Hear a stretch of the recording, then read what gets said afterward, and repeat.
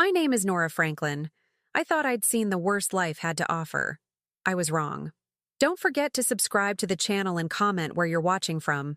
The house in Westchester County had been my prison for the past 2 years. A sprawling colonial that once belonged to my late husband's family, now occupied by my eldest son, Andrew, and his wife, Matilda. They'd moved in after Gerald died, claiming they needed to help me through the transition. What they really needed was free childcare for their twin boys and someone to maintain their lifestyle while they climbed their respective corporate ladders. I should have seen the signs earlier. The way Matilda would introduce me to her friends as Andrew's mother who lives with us, never mentioning that this was my house, inherited from my husband's estate. The way Andrew would ask me to tidy up before his colleagues came over, as if I were staff, rather than the woman who'd mortgaged her future to pay for his MBA.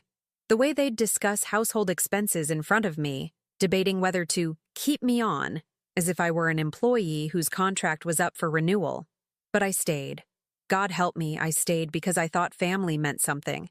Because I believed that love, even unreciprocated love, had value. Because I was still clinging to the fantasy that my children would eventually recognize my sacrifices and treat me with the respect I'd earned. The morning of Andrew's 32nd birthday dawned gray and cold, matching my mood perfectly. I'd been up since 5 a.m., preparing food for his party, homemade lasagna, garlic bread, chocolate cake from scratch. Matilda had insisted on a casual gathering for Andrew's work colleagues, but casual in their world meant I'd be spending the day in the kitchen while she took credit for everything. "Mom, don't forget the house needs to look perfect," Andrew said over coffee, barely glancing up from his phone. "Mr. Harrison is coming. He's the senior partner I've been trying to impress. This could make or break my promotion." I nodded, swallowing the bitter taste in my mouth. "Of course, sweetheart. Everything will be ready." Matilda swept into the kitchen wearing a designer dress that cost more than most people's monthly rent. "Nora, I've laid out some cleaning supplies in the hall closet. The baseboards in the living room look dusty, and there are fingerprints on the French doors. Oh, and please make sure you're discreet tonight. Andrew's colleagues don't need to know about our living situation." Discreet. As if my presence in my own home was somehow shameful. I spent the morning cleaning rooms that were already spotless, preparing food I wouldn't be invited to eat with the guests, and listening to Matilda bark orders like I was her personal servant. Andrew disappeared to the office, leaving me to transform our home into the perfect backdrop for his professional theater. By 6 p.m., the house gleamed. Crystal glasses caught the light from the chandelier Gerald had bought for our 20th anniversary. The dining room table, set with my grandmother's china, looked like something from a magazine. The scent of fresh flowers, which I'd driven 20 minutes to buy with my own money, filled the air. The guests began arriving around 7. I watched from the kitchen window as expensive cars pulled into the circular drive, disgorging men in perfectly tailored suits and women dripping in jewelry that probably cost more than I'd spent on clothes in the past 5 years. These were Andrew's people now, the world he'd entered when he'd decided his mother's working-class background was something to hide rather than honor. I stayed in the kitchen, plating appetizers and refilling wine glasses that Matilda would carry out as if she'd prepared everything herself. Through the serving window, I could see Andrew holding court in the living room, animated and confident as he told stories about his latest victories in corporate law. He looked so much like his father at that age, before life wore Gerald down, before the drinking started, before the heart attack claimed him at 59. "Nora," Matilda's voice cut through my thoughts. "We need more of those little quiche things, and the wine is running low." I nodded and returned to my tasks, invisible and efficient. This was my role now, the ghost in the machine, keeping everything running smoothly while others took the credit and the glory. Around 9 p.m., a man I didn't recognize approached the kitchen. He was older than most of the other guests, probably in his late 60s, with silver hair and kind eyes behind wire-rimmed glasses. He carried himself with the quiet authority of someone accustomed to being listened to. "Excuse me," he said, his voice cultured but warm. "I'm looking for the restroom." "Down the hall, second door on the right," I replied, not looking up from the dishes I was washing. He didn't move immediately. "You know, I have to say this is exceptional food. Did Matilda make all of this herself?" Something in his tone made me glance up. There was a knowing quality to his question, as if he already suspected the answer. "No," I said quietly. "I did." He nodded slowly. "I thought so. She doesn't strike me as someone who knows her way around a kitchen. I'm Joseph Harrison, by the way." My hands stilled in the soapy water. This was Andrew's boss, the senior partner who could make or break his career. And here I was, meeting him while wearing an apron and cleaning up after a party I hadn't been invited to attend. "Nora Franklin," I said, drying my hands on a dish towel. "Andrew's mother." "Ah." His expression shifted, becoming more thoughtful. "I see. Well, Mrs. Franklin, you should know that your cooking puts most restaurants to shame. Andrew is lucky to have such talent in the family." Before I could respond, Andrew's voice boomed from the living room. "Mr. Harrison, there you are. I was just telling everyone about the case we won last month." Mr. Harrison glanced toward the living room, then back at me. "It was lovely meeting you, Mrs. Franklin. I have a feeling we'll speak again soon." He left me standing there, confused by the cryptic comment but too tired to dwell on it. The party was winding down, and I had hours of cleanup ahead of me. It was nearly midnight when the last guest finally left. Matilda had disappeared upstairs, claiming exhaustion, leaving me to restore the house to its usual pristine state. Andrew lingered in the living room, loosening his tie and pouring himself a generous glass of whiskey. "Good party," he said, not looking at me as I collected empty glasses. "I think Mr. Harrison was impressed." "That's nice," I replied, my voice carefully neutral. He took a long sip of his drink. "You know, Mom, Matilda and I have been talking about the future, about our plans." Something in his tone made me stop what I was doing. "What kind of plans?" "Well, the boys are getting older. They'll be starting school soon, and we won't need as much help around the house." He still wasn't looking at me. "We've been thinking it might be time for you to find your own place. Get back out there, start living your own life again." The words hit me like a physical blow. After everything I'd done, everything I'd sacrificed, they were planning to discard me like yesterday's newspaper. "This is my house, Andrew," I said quietly. "Actually, it's not." His voice was matter-of-fact, almost casual. "Dad left it to me in the will. You have a life estate, but that doesn't mean you have to use it. We think it would be better for everyone if you found somewhere more suitable, somewhere smaller, more manageable for someone your age." I stared at him, this stranger wearing my son's face, and felt something fundamental shift inside me. The love I'd carried for him, the hope I'd nurtured despite years of neglect and casual cruelty, began to crystallize into something harder and infinitely more dangerous. "I see," I said, my voice barely above a whisper. He finally looked at me then, and for just a moment, I saw a flicker of uncertainty in his eyes. As if some part of him recognized that he'd just crossed a line there was no coming back from. But it was too late. The damage was done, and the woman who'd spent decades putting everyone else's needs before her own was finally, irrevocably, dead. The next morning brought no apologies, no acknowledgement of the previous night's conversation. Andrew left for work early, whistling as he straightened his tie in the hallway mirror. Matilda emerged from her bedroom in yoga clothes, already on her phone scheduling her daily massage and lunch date with friends I'd never been introduced to. "Nora, I'm meeting clients for brunch," she announced without looking up from her screen. "The boys need to be at soccer practice by 10. Don't forget Luke's inhaler. It's in the medicine cabinet." I nodded, watching her grab her keys and designer purse. "No, please. No, thank you." No acknowledgement that I'd spent the previous evening as their unpaid servant while they entertained guests in my own home. After she left, I sat in the kitchen with my coffee, staring out at the garden Gerald and I had planted together 20 years ago. The roses he'd given me for our anniversary were blooming, deep red petals that reminded me of blood in the morning light. Everything looked the same as it had yesterday, but something fundamental had shifted. The scales had fallen from my eyes, and I was seeing my life with brutal clarity for the first time in years. I wasn't a beloved mother being cared for by grateful children. I was free labor, a convenience, a woman whose sacrifices had been forgotten the moment they became inconvenient to remember. The twins, bless them, were the only honest ones in the house. At 8 years old, they had no filter, no social pretenses to maintain. "Grandma Nora, why don't you live in your own house?" Luke asked as I braided his soccer cleats. "This is my house, sweetheart," I said gently. "But Daddy says it's his house now, and you just help take care of it because you're old and don't have anywhere else to go." The words cut deep, not because they came from a child, but because they revealed what Andrew had been telling his sons about me. In their innocent minds, I wasn't their grandmother who loved them. I was a charity case their parents had taken in out of pity. "Daddy says lots of things," I replied, keeping my voice steady. "Sometimes adults don't tell the whole truth." That afternoon, while the boys napped and the house fell into its usual quiet routine, I made a decision that would change everything. I called my lawyer.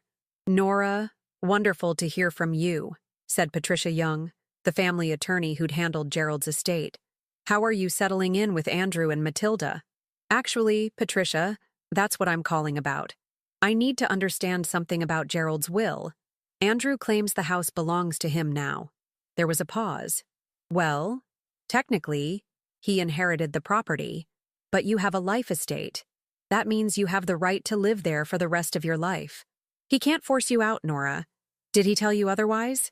"He suggested it would be better for everyone if I found somewhere else to live." Patricia's voice sharpened. "That's his opinion, not his legal right. You own that house as much as he does until the day you die. Don't let anyone tell you differently." After hanging up, I felt something I hadn't experienced in months. Power. Andrew had lied to me, tried to manipulate me into giving up my rights. The dutiful mother in me might have been hurt by this betrayal. The woman I was becoming felt only cold satisfaction. If my son wanted to play games, I was about to show him how they were really won. The opportunity came sooner than I'd expected.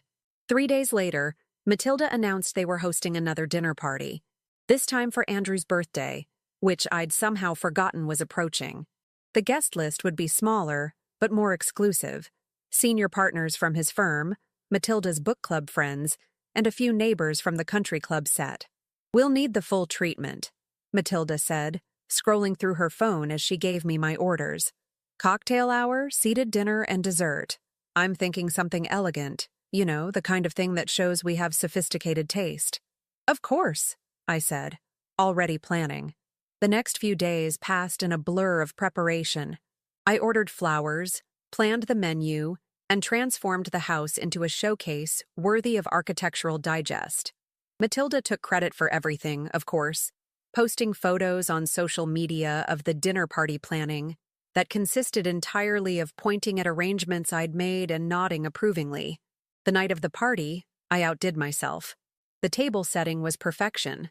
My grandmother's china, crystal glasses that caught the candlelight, silver that gleamed like mirrors. The menu was ambitious. Beef Wellington, roasted vegetables with herbs from my garden, a chocolate soufflé that required precise timing. Everything that would impress Andrew's colleagues and reinforce his image as a man who had everything under control.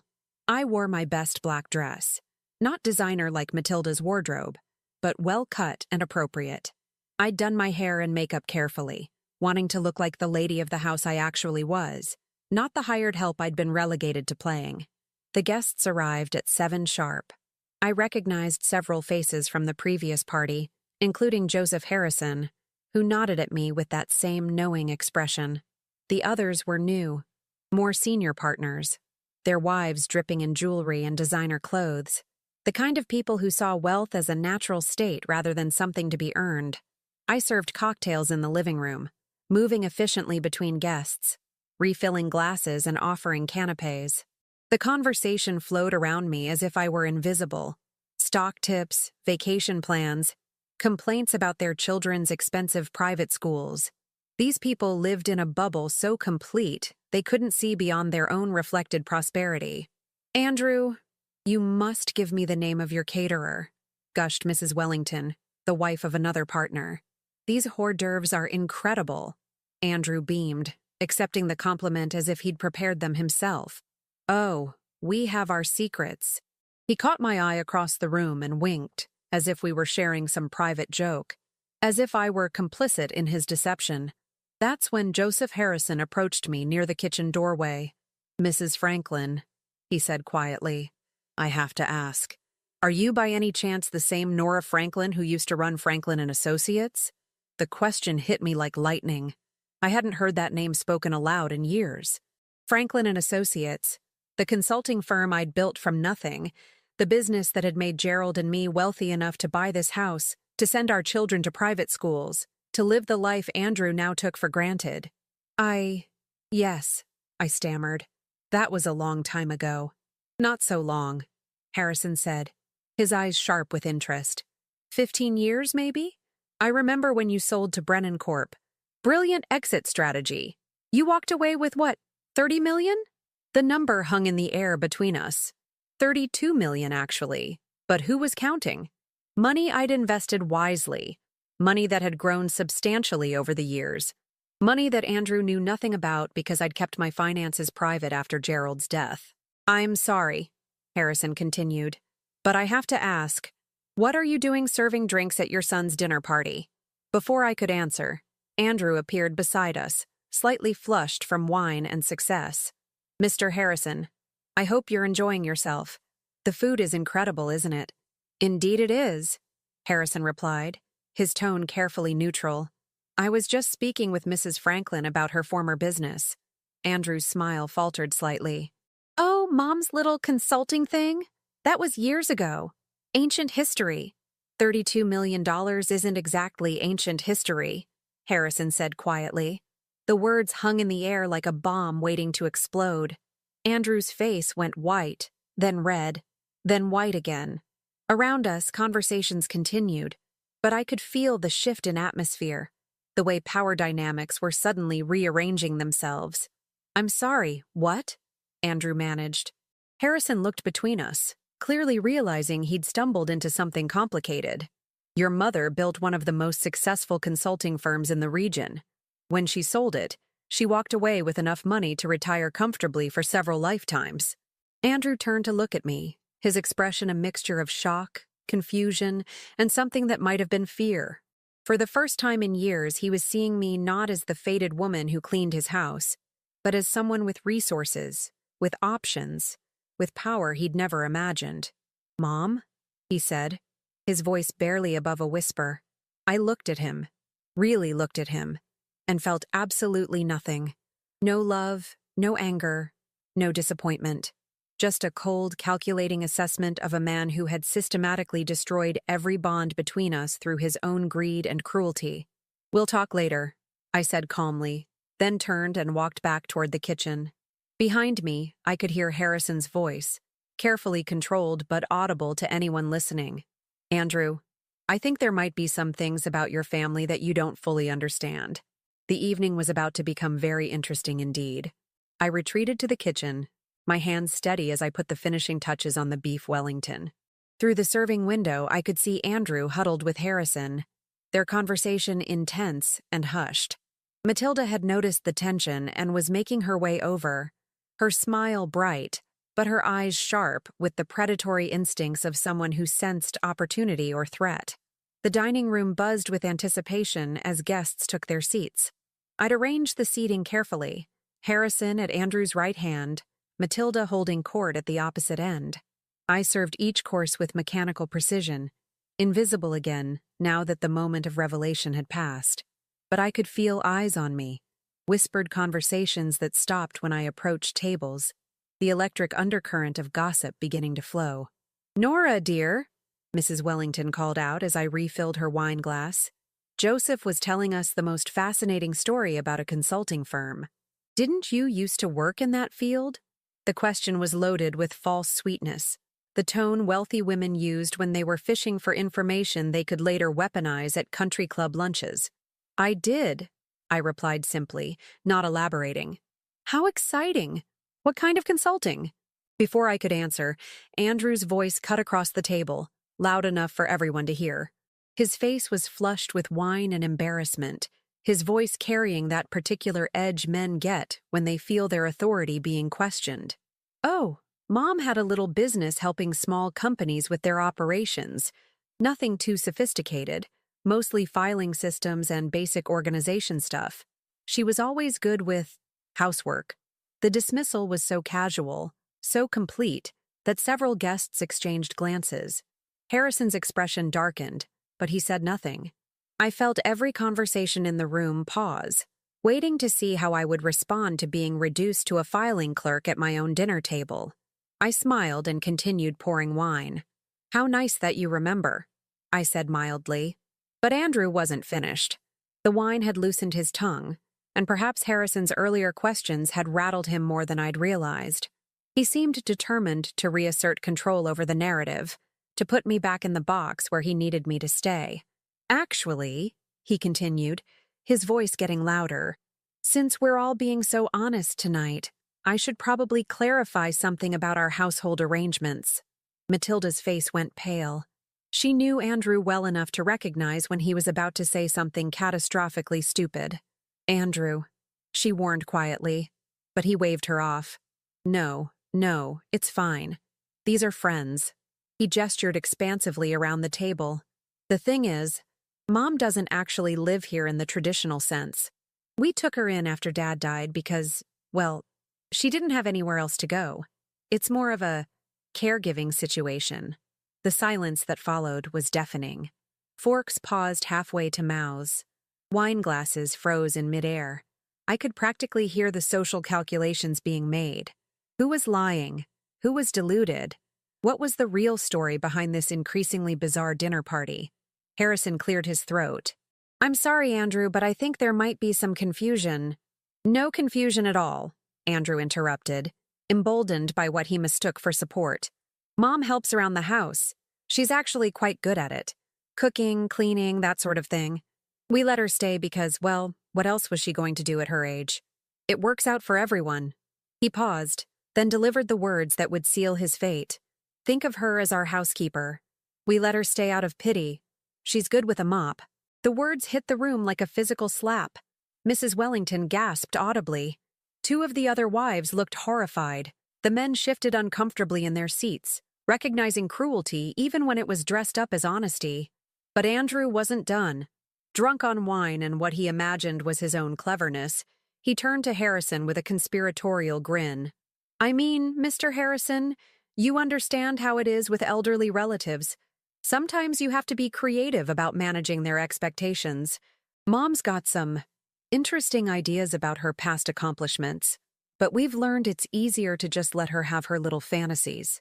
The silence stretched until it became unbearable. Harrison set down his wine glass with deliberate care, his face a mask of controlled disgust. "Andrew," he said quietly, "are you absolutely certain that's how you want to characterize your mother?" "Of course. I mean, look at her. Does she look like someone who built a multi-million-dollar company?" Andrew laughed, the sound ugly and harsh in the elegant dining room. "Come on, Mr. Harrison. You of all people should be able to spot the difference between successful business people and, well, domestic help." That's when Harrison's expression shifted from disgust to something much more dangerous. He looked at me standing in the doorway to the kitchen, serving spoons still in my hand, and I saw recognition dawn in his eyes. Not just recognition of who I was, but understanding of what I'd endured, what I'd allowed to happen, and what I was capable of in response. "Actually, Andrew," Harrison said, his voice carrying the quiet authority that had made him senior partner of one of New York's most prestigious law firms, "I know exactly who your mother is. The question is, do you?" He turned to address the entire table, his voice clear and carrying. "Ladies and gentlemen, I'd like you to meet Nora Franklin, founder and former CEO of Franklin and Associates, one of the most successful management consulting firms in the Northeast. When she sold her company 15 years ago, the purchase price was $32 million. She employed over 200 people and had clients ranging from Fortune 500 companies to federal government agencies. The revelation hit the room like a bomb. Forks clattered against plates. Someone's wine glass tipped over, sending red liquid spreading across the white tablecloth like blood. "Mrs. Franklin," Harrison continued, never taking his eyes off Andrew's increasingly horrified face, "revolutionized supply chain management for 3 different industries. She holds 2 patents for organizational software that are still generating royalties today. She's been featured on the cover of Forbes, Harvard Business Review, and Inkeber's magazine.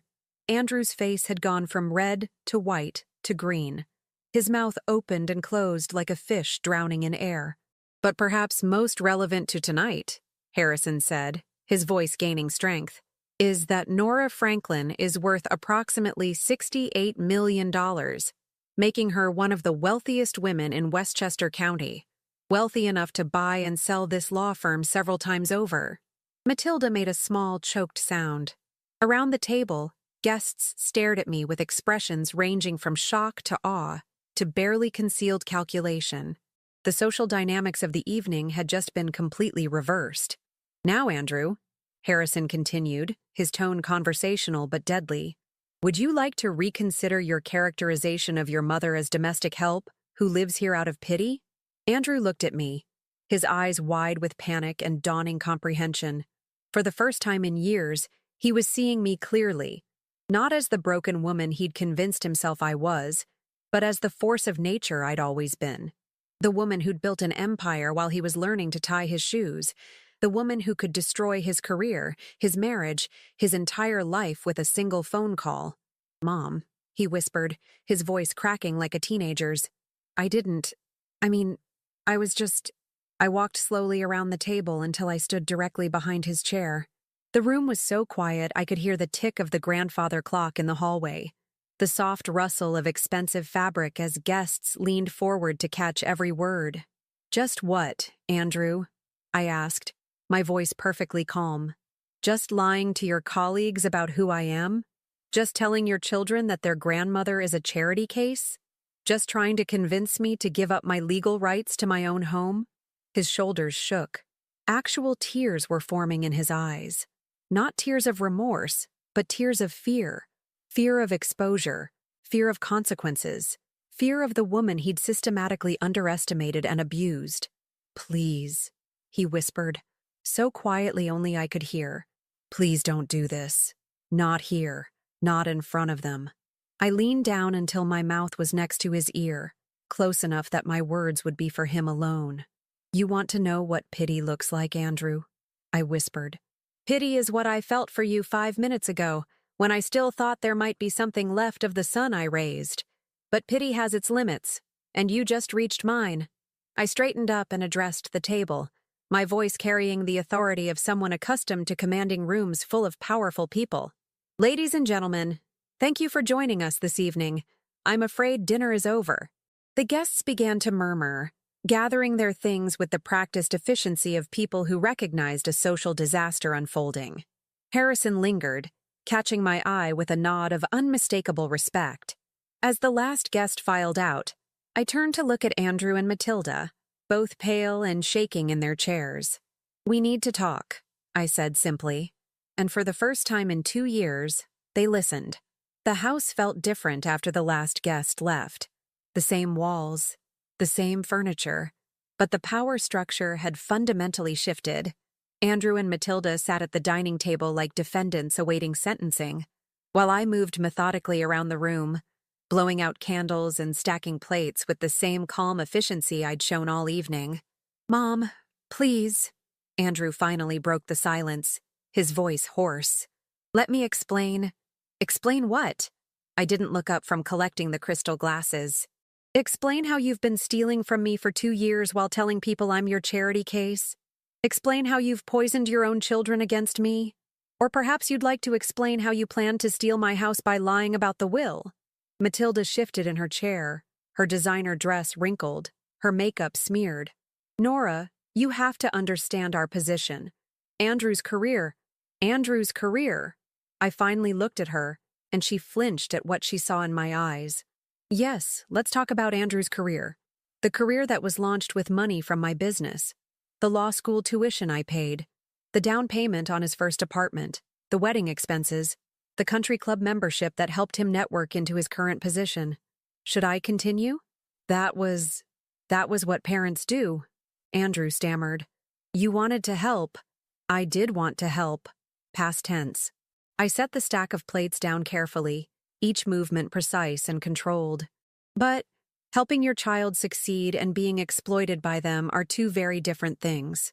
I walked to the built-in bar cart and poured myself a glass of the expensive scotch Gerald had collected. Scotch that Andrew had been drinking freely, never thinking to ask permission. The irony wasn't lost on me. "Here's what's going to happen," I said, settling into the armchair that had been Gerald's favorite. "Tomorrow morning, you're going to start looking for a new place to live. I'm giving you 30 days to find something suitable and move out." "You can't do that," Matilda shot to her feet. "This is our home, the boys' school, our friends, everything is here. This was never your home. It's my home, which I generously allowed you to live in while you were supposedly helping me through my grief. That arrangement is now terminated." Andrew's face crumpled. "Mom, please. If you kick us out, how will it look? My reputation? My standing at the firm?" "Your reputation?" I laughed, and the sound was sharp enough to cut glass. "Andrew, by tomorrow morning, everyone at your firm will know exactly what happened here tonight. Harrison won't keep this to himself. Men like him don't stay silent when they witness something this illuminating." The truth of that statement hit him like a physical blow. His career, which he'd sacrificed our relationship to protect, was already over. The humiliation he'd tried to impose on me had rebounded onto him with devastating force. "There has to be something we can do," Matilda said, desperation creeping into her voice. "Some way to fix this." "Fix this?" I repeated the words slowly, as if tasting them. "Matilda, what exactly do you think needs to be fixed? The fact that you've been living off my generosity while treating me like hired help? The fact that your husband publicly humiliated his own mother to impress his boss? Or the fact that you've spent 2 years planning to steal my home?" She had no answer for that. "Let me make something very clear," I continued, my voice deadly quiet. "I don't forgive. I don't forget. And I don't give second chances to people who mistake my kindness for weakness." Over the next hour, I laid out the new reality with the same methodical precision I'd once used to restructure failing companies. They would leave my house within 30 days. Andrew would resign from his position rather than wait to be fired, because Harrison would make sure he was fired. They would receive no financial assistance from me, no recommendations, no help of any kind. "But the boys," Andrew pleaded. "They're your grandchildren. You can't punish them for our mistakes. The boys you taught to see me as a servant? The boys you told that Grandma Nora was just a sad old woman you'd taken in out of pity?" I shook my head. "No, Andrew. You made your choices about what kind of relationship they would have with me. Now you get to live with the consequences." Matilda tried a different approach. "Nora, you're obviously upset, and you have every right to be. But think about what this will do to your family legacy. Gerald wouldn't have wanted—" "Don't." The word came out like a whip crack. "Don't you dare invoke my husband's name. Gerald would be ashamed of what his son has become. He would be horrified by the way you've treated the woman he loved." I stood up, smoothing down my dress with the same careful attention to detail I'd shown all evening. "This conversation is over. You have 30 days. Use them wisely." As I walked toward the stairs, Andrew called out one last desperate plea. "Mom, what if we apologize? What if we make this right somehow?" I paused at the foot of the staircase and turned back to look at him. This man who had once been my baby, my firstborn, the child I'd dreamed of while Gerald and I planned our future together, the child I'd sacrificed for, worked for, loved unconditionally even when that love wasn't returned. Now I felt nothing. Not anger, not sadness, not even disappointment. Just a cold, clinical assessment of a problem that needed to be solved. "Andrew," I said quietly, "there are some things that can't be undone. Some words that can't be taken back. Some betrayals that are too complete for redemption." I climbed the stairs to my bedroom, in my house, bought with my money, and closed the door behind me. For the first time in 2 years, I locked it. The next morning, I woke before dawn and made my first phone call to Patricia Chen, my lawyer. The second call went to my financial advisor. The third to a private investigator I'd used occasionally for business purposes back in my consulting days. By the time Andrew and Matilda came downstairs, still shell-shocked from the previous evening, I was sitting at the kitchen table with a cup of coffee and a stack of legal documents. "What's all this?" Matilda asked warily. "Insurance," I replied. "Andrew, I've had Patricia research your employment contract. Apparently, there's a morality clause about behavior that reflects poorly on the firm. Interesting reading? Andrew went pale. You wouldn't. I also had a fascinating conversation with my investigator about your financial situation. Did you know it's possible to trace every penny you've spent in the last 2 years? Every dinner charged to the credit cards I co-signed for? Every vacation paid for with the allowance I provided? Every designer dress bought with money you claimed was for household expenses? Matilda's face went white. That's legal. You gave us access to those accounts. I gave you access for household expenses and emergencies, not for maintaining a lifestyle you couldn't afford on your own salaries. I sipped my coffee calmly. Fraud is such an ugly word, don't you think? You're bluffing, Andrew said, but his voice shook. I slid a folder across the table. Credit card statements, bank records, receipts. $23,000 in the last 6 months alone, spent on everything from spa treatments to golf club memberships. All documented, all traceable, all legally questionable given the terms of our arrangement. They stared at the documents like they were venomous snakes. Here's what's going to happen, I continued, my voice businesslike. You're going to leave my house quietly and without drama. You're not going to contact the media, you're not going to badmouth me to anyone, and you're not going to use my grandchildren as emotional leverage. In return, I won't pursue legal action for fraud. And I won't make sure these documents find their way to the Bar Association's Ethics Committee. And if we don't agree? Matilda asked, though we all knew she already knew the answer. I smiled, and it was the coldest expression I'd ever worn. Then you'll discover exactly how ruthless a successful businesswoman can be when she decides to destroy someone completely. Andrew looked at his wife, then back at me. You've thought of everything, haven't you? I've had 2 years to think about it, Andrew. 2 years of being treated like a servant in my own home while you planned to steal it from me. Did you really think I wouldn't notice? Did you honestly believe I was the helpless old woman you pretended I was? He had no answer for that. Neither of them did. 29 days, I said, gathering up the documents.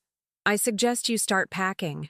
As I walked out of the kitchen, I heard Matilda begin to cry.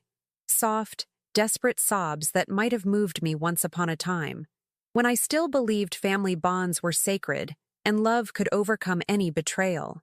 But that woman was gone, and the woman who had taken her place felt only satisfaction at the sound of her daughter-in-law's tears.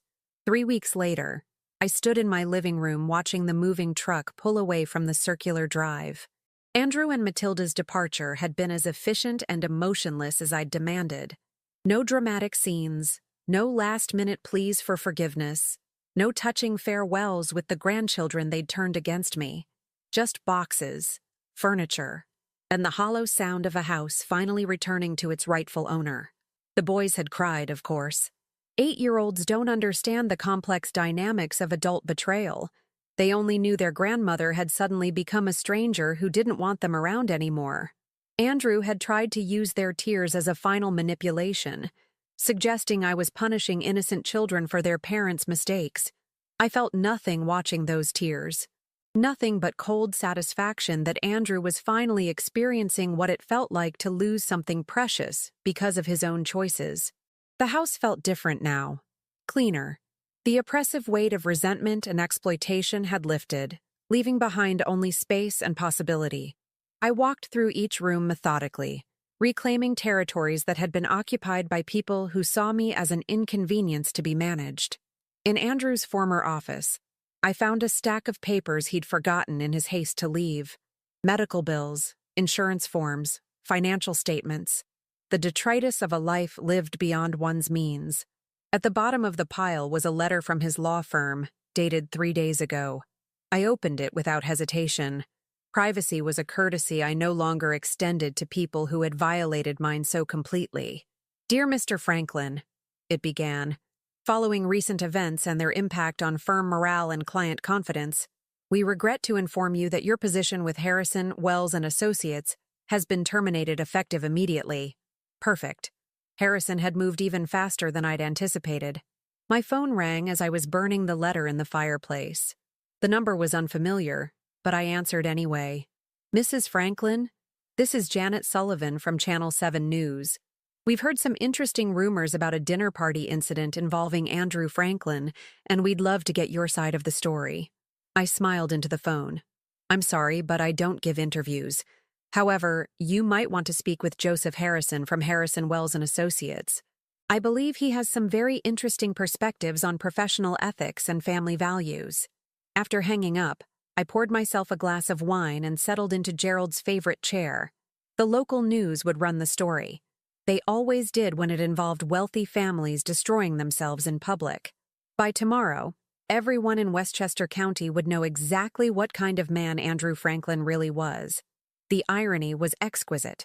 Andrew had been so concerned about his professional reputation, so careful to maintain the image of success and respectability. Now his name would be synonymous with cruelty and ingratitude. The very people he'd tried to impress would cross the street to avoid him. Over the following days, I received a series of phone calls that confirmed everything was proceeding exactly as I'd planned. Patricia Chen called to inform me that Andrew had hired a lawyer to contest my decision to evict them, but had dropped the case after reviewing the evidence of their financial misconduct. My financial advisor called to report unusual activity on accounts Andrew had access to. Desperate attempts to withdraw funds that no longer existed because I'd quietly closed those accounts the morning after the dinner party. The private investigator had the most interesting update. They've moved into a 2-bedroom apartment in Mount Vernon, he reported. Public school district, no doorman, street parking only. Mrs. Franklin is working part-time at a boutique downtown. Mr. Franklin is still unemployed. Apparently, word has gotten around about what happened at that dinner party. And the children? Enrolled at the local elementary school. From what I can observe, they're having trouble adjusting to the change in circumstances. I felt a flicker of something that might have been sympathy, then crushed it ruthlessly. Those children were learning valuable lessons about consequences and the real world. Lessons their parents should have taught them years ago. Thank you for the update, I said. I won't be needing your services anymore. A month after they left, Matilda called. I almost didn't answer, but curiosity got the better of me. Nora, please, she said without preamble, her voice thick with tears. The boys are asking about you. They don't understand why Grandma doesn't want to see them anymore. Luke's having nightmares, and Levi's grades are suffering. They think they did something wrong. They did do something wrong, I replied calmly. They learned to see me as less than human. They learned that disrespect has no consequences. Now they're learning that it does. They're children. They don't deserve this. No, they don't. But they got it anyway, because their parents chose to sacrifice their relationship with me for temporary convenience. Actions have consequences, Matilda. This is what consequences look like. She sobbed into the phone. Andrew's been trying to find work, but everyone knows what happened. No firm will hire him. We're struggling just to pay rent. The boys had to leave all their friends behind, and they blame themselves. Andrew should have thought about that before he called me a charity case in front of his boss. You should have thought about that before you spent 2 years treating me like hired help. Please, Nora, I'm begging you. If not for us, then for the boys. They're innocent in all this. I considered her words for a moment, then dismissed them. Innocence is a luxury, Matilda. Your boys are learning that early. Consider it a gift. I hung up on her sobs and immediately blocked their number. 6 months later, I ran into Mrs. Wellington at the grocery store. She approached me with the careful deference wealthy people show to those who've proven themselves more powerful than expected. Nora, how lovely to see you. I've been meaning to call. We're organizing a charity luncheon for the Children's Hospital, and we'd be honored if you'd consider joining our committee. The same woman who'd tittered behind her fan at Andrew's attempts to humiliate me now wanted to bask in my reflected glory.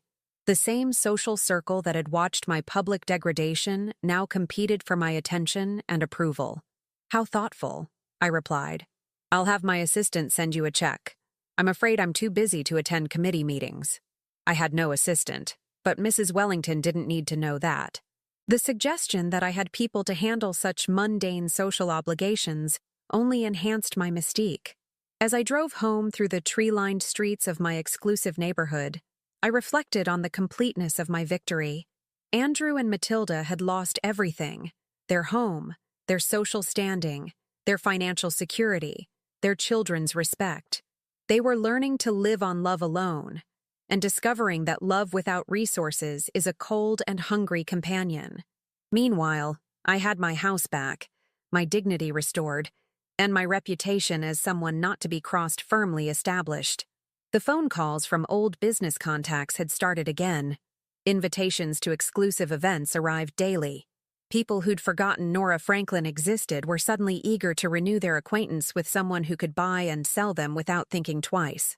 I pulled into my circular drive and sat for a moment, looking at the house Gerald and I had chosen together 30 years ago. The roses were blooming again, deep red petals that caught the evening light like droplets of blood. Beautiful and dangerous, just like justice served cold.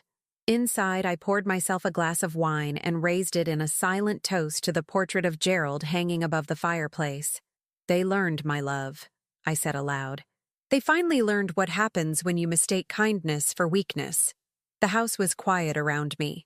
Not the oppressive quiet of resentment and exploitation, but the peaceful quiet of a space that belonged entirely to me. No ungrateful children demanding explanations for their consequences. No grandchildren who'd been taught to see me as less than human. No daughter-in-law calculating how much of my wealth she could claim. Just me, my victory, and the deep satisfaction of knowing that sometimes the universe does deliver perfect justice. Some people might call what I did cruel. They might say that families should forgive, that love should triumph over pride, that grandmothers should put their grandchildren's needs above their own dignity. Those people have never been called a charity case by their own son. They've never had their life's work dismissed as filing and basic organization. But they've never watched their grandchildren learn to see them as servants rather than family. They've never learned the cold, clear truth that some betrayals are too complete for redemption. I have learned that truth, and I am better for it. Stronger. Freer. Finally. Completely. Myself again. And if Andrew and Matilda and their boys have learned that actions have consequences, that respect must be earned and maintained, that cruelty comes with a price tag they can't afford, well, then perhaps something good has come of this after all. Not redemption, not forgiveness, not healing. Just perfect, inevitable, satisfying justice. The way it should be. Don't forget to subscribe to the channel and comment where you're watching from.